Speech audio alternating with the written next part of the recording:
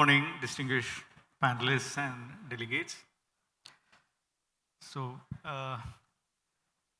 ANERT has only recently ventured into this field of green hydrogen. We have been almost synonymous with solar energies till for the last maybe 30 years.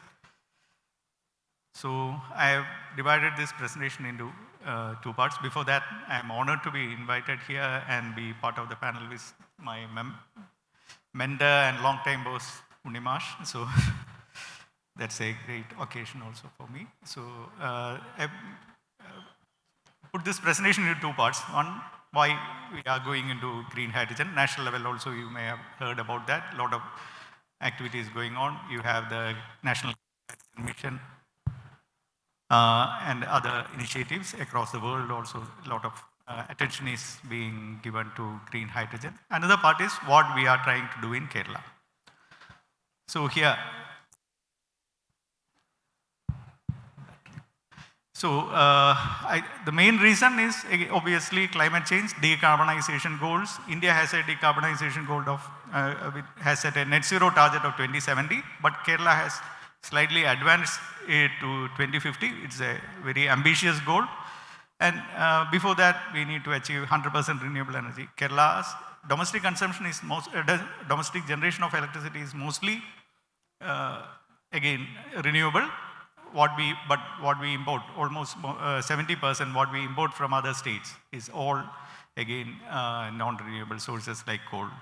So what I feel is this hydrogen, it is a potential carrier. It's used as a carrier, as an alternative electricity. All those are some of the main applications.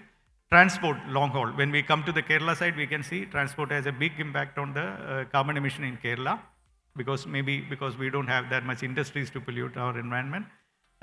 Then other hard to abate sectors also, hydrogen is almost the only maybe alternative to carbon sources like refinery, fertilizer industry for production of ammonia and all that. Then steel for the direct reduction. So these are some of the things. So hydrogen would be used as a carbon-free energy carrier, as an alternative electricity as a carrier, and as a storage for renewable, even though the round-trip efficiency is quite low with hydrogen. If you consider the generation of hydrogen using an electrolyzer, you need substantial amount of energy. That is the main, electricity will be the main cost component in producing 1 kg of hydrogen, maybe up to 70%. And then if you store it and convert it back to electricity again, the efficiency comes down to almost like 20%. So what are the challenges? Why we are not all moving to such a clean source of energy? One aspect is the safety, which is not mentioned in the slide, but cost is one big thing when you consider green hydrogen. Thousands of tons of hydrogen are being used even in Kerala right now, but they are all from natural gas conversion. So they emit, you remove the carbon from the hydrocarbons and you take hydrogen from that. That's how hydrogen is produced. So you have a lot of carbon emission from the hydrogen generation process itself. So that has to change and we have to move to green hydrogen, where you use renewable sources of electricity and an electrolyzer to convert it. And then you have turquoise hydrogen, where you generate it from biomass. So anything you generate from biomass, even though there is a carbon emission, it is considered a net zero process. So that is one alternative where we can achieve very comparable cost to grey hydrogen, but only at large scales. It cannot be used in decentralized application. Just now, as Unimash was saying, so decentralized hydrogen generation will be an ideal scenario for Kerala, just like solar. Solar, unlike other states in India, Kerala has a lot of distributed solar stations. We don't have that much of hundreds of megawatts of solar power plants. So, what Kerala has achieved more than 1 gigawatt solar installations, mainly through decentralized applications. So that's the main attraction of having electrolyzer-based generation, but the cost is quite high. In that case, 1 kg of hydrogen may cost even above 600 rupees or so. Whereas a grey hydrogen, you have cost something like 150 rupees. And biomass-based hydrogen generation could easily achieve cost below 200 rupees.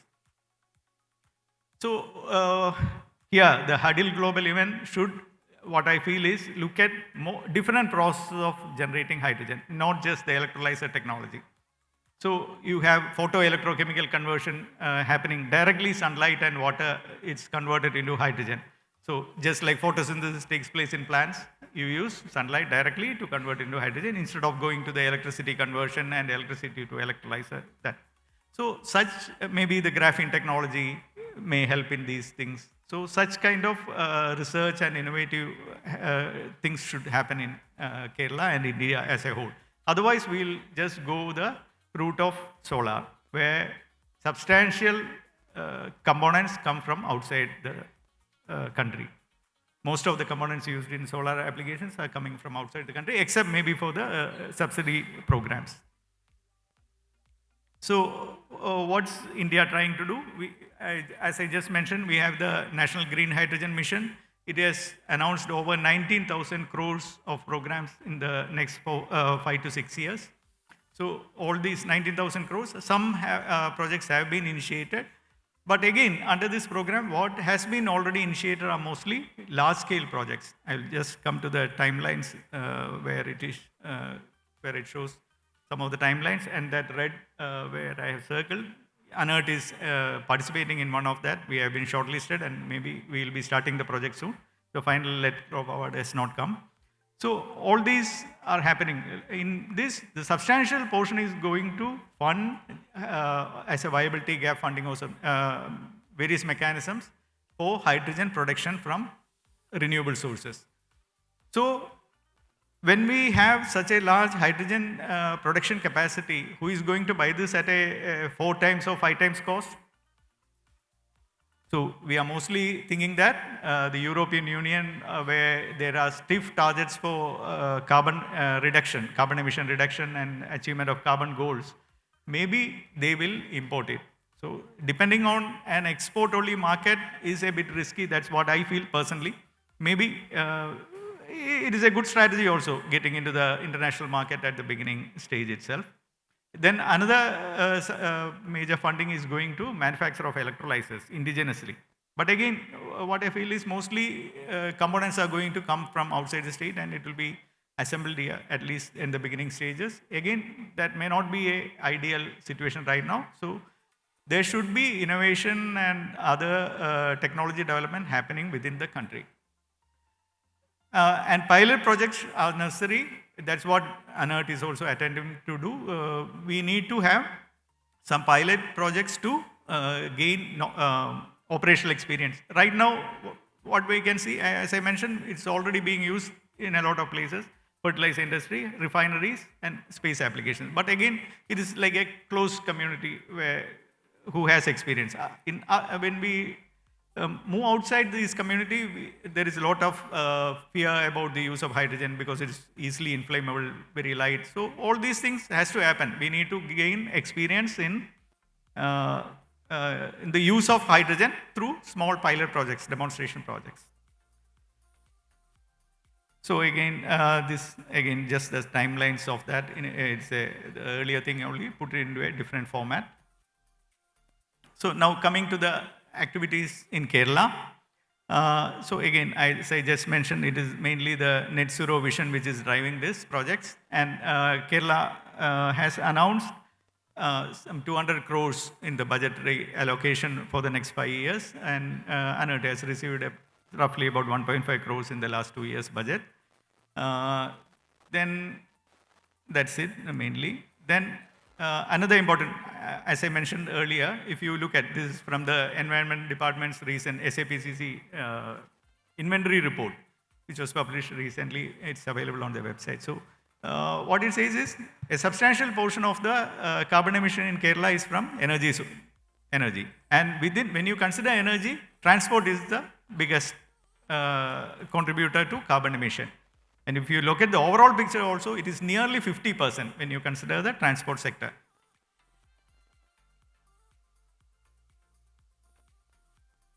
And another thing Kerala has done is, Kerala has drafted a green hydrogen policy.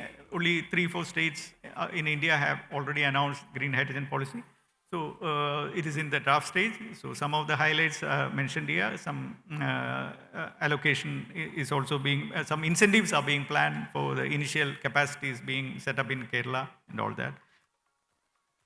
Then what about the projects that are happening? Cochin Shipyard has already built a hydrogen-based boat. Right now, it is running in Varanasi. It's already happened. It has already happened.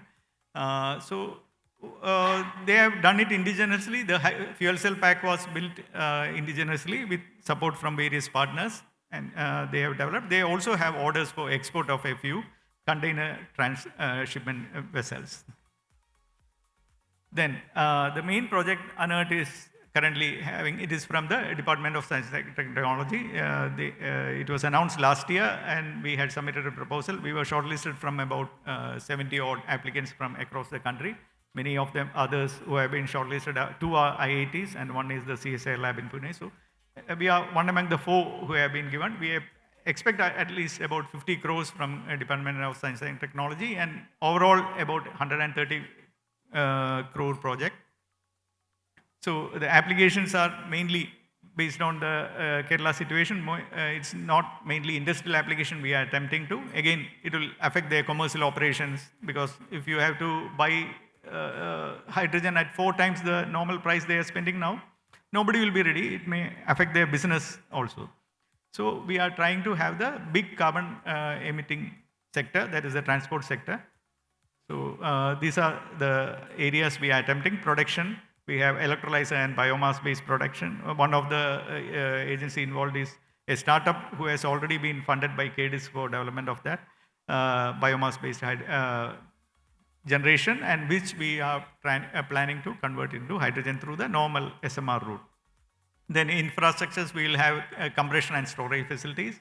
Then refueling stations for vehicles.